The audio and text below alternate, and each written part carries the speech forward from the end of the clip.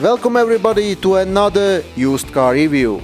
And today it will be the biggest SUV from Mercedes, the GL class. Of course, the biggest non-regular Mercedes is the G63 AMG 6x6, but that's definitely not a regular car.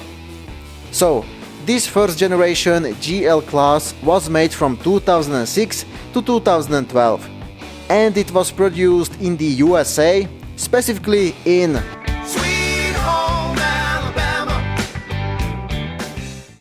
The interior build quality is very good, but the early production cars can have some minor quality issues.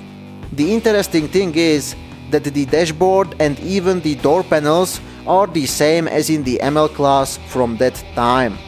All in all, the interior is really spacious, the seats are comfortable, and the ergonomics is also quite good. The quality of the paint job as well as the rust protection is again very good, so there shouldn't be rust on the body panels. The reliability of this Mercedes is, on the other side, not the best.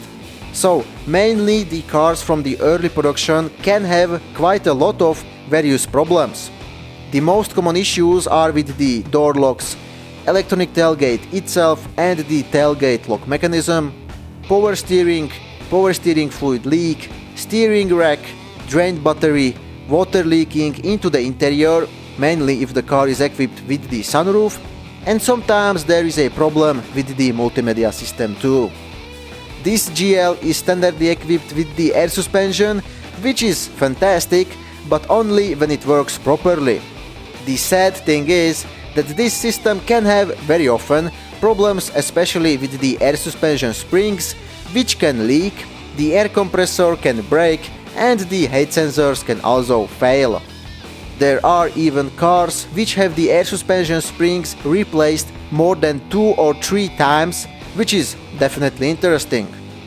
Keep in mind that this is a fucking heavy SUV, so the suspension parts are often more worn.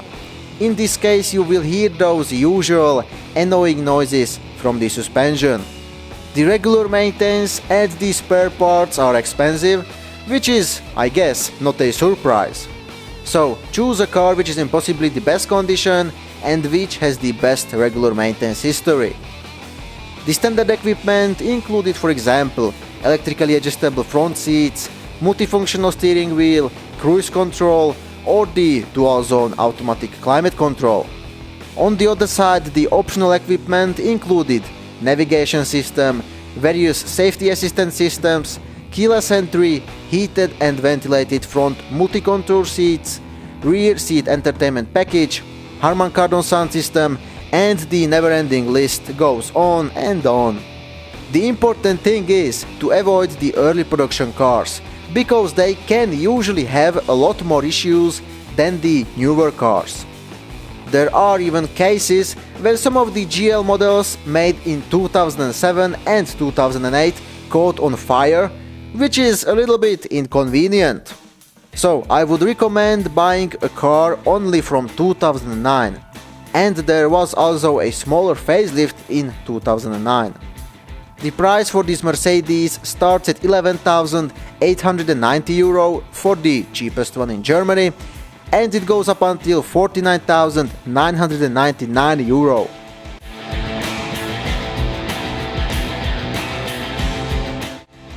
The petrol engines are overall reliable, so they can have only regular issues.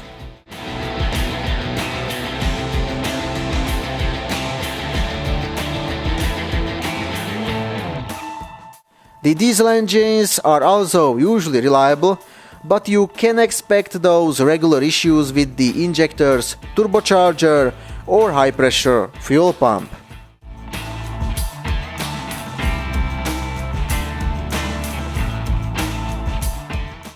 It's very important to change the oil in the engine after maximum 15,000 kilometers, but the very best is to change it after 10,000 kilometers.